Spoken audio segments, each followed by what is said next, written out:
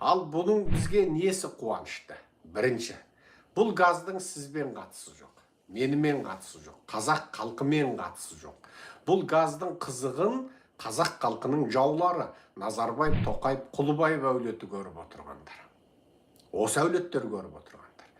Біздің қазақ халқына қазақтың мұнай газы, жер асты байлығы, ураны, алтын, күмісінің еш қатысы жоқ. Әгі кең байтақ даламның, ата бабамның жері дейтін жеріңде жоқ. Анау бір ажуа суретші, бір артист жігіттің видеолары маған ұнаңқырайды. Ескі заманның сауыт сайманын киіп алған, эмоциясын, көңіл күйін әсіре көрсететін бір жігіт бар ғой. Сонда жаңағы, «Ай, жау келді, жерді қорғайық» десе айтады. Менің жерім жоқ дейді. Міне. Тура сол сияқты. Қазақтың жері жоқ, жердің де бізбен қатысы жоқ. Тірі қазақтың егін егетін, мал бағатын да жері жоқ. Жердің бәрі мына ең шұрайлы жерді алып қойған. Бізге тек саусағының арасын сыққанда шыққан сығындысын жалатып отыр, мә деп. Енді газды жарып жіберді. Мен сөздің шыны ары қарай тілеп отырмын. Мына билікті құлатудың жалғыз жолы осы украиндерге жаңағы айту керек. Керек па? Біздің Павлодарда, Шымкенттегі зауыттарды жабу керек.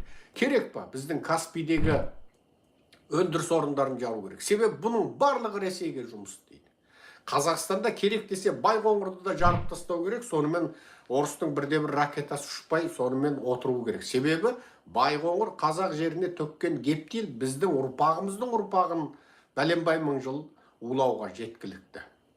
Енді тіпті қазақ жеріндегі орысқа жұмыс істейтін нысандарды жарып тастаса тіптен керемет болады. Сондықтан мен белсенділерді Украинаның Астанадағы елшілігі мен Алматыдағы консулдығына гүл сыйға тартыңыздар деп сұраймын. Мысалы, қазір Алматыда, Қазақстанда білмеймін, білетіндер болса айтыңыздар, онлайн гүл тапсырыс беретін сервис бар ма жоқ па? Мысалы, Америкада онлайн гүл тапсырыс беретін сервис бар. Біреудің туған күніне, жора жолдасқа, біз мына араласып жүрген саясаткерлерге, олардың жұбайларына онлайн гүл ұсынып жібереміз. Әлде бір кісілердің хатшыларына жайден жай онлайн гүл ұсынып жібереміз. Себебі кезіккенде ол хатшы сіздің кім екеніңізді есінде жақсы сақтайды.